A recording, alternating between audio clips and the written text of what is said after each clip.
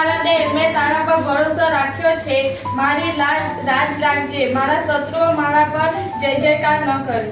તારી વાત જુએ છે જેઓમાંનો કોઈ લજ્જશે નહીં. જેઓ વગર કારણે શપથ કરે છે તેઓની લાજ જશે. હે યહોવા, તારા માર્ગ મને બતાવ, તારા રસ્તા વિશે મને શીખવ. તારા સત્યમાં મને ચલાવ અને તે મને શીખવ, કેમ કે તું મારા તારણનો દેવ છે.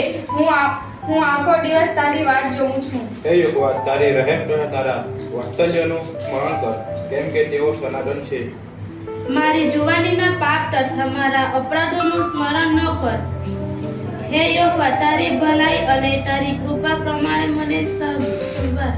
યહોવા ઉત્તમ તથા ન્યાયી છે, માટે પાપીઓને તે પોતાનો માર્ગ બતાવશે. નમ્રને તે ન્યાયમાં દોરશે અને તેને તે પોતાના માર્ગે ચલાવશે.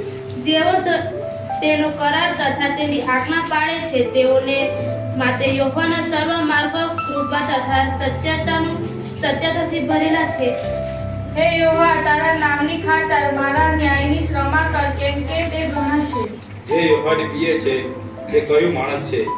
કયો માર્ગ પસંદ કરો તે તેને શીખવશે. તેનો જીવ સુખમાં રહેશે, તેના સંતાન દેશનો વારસો પામશે. યહોવાનો મર્મો તેના ભક્તોની પાસે છે, તેઓને તે પોતાનો કરાર જણાવશે. મારી દ્રષ્ટિ સદા યહોવા તરફ છે, તે મારા પગ અંધામાંથી કાઢશે. આમેન.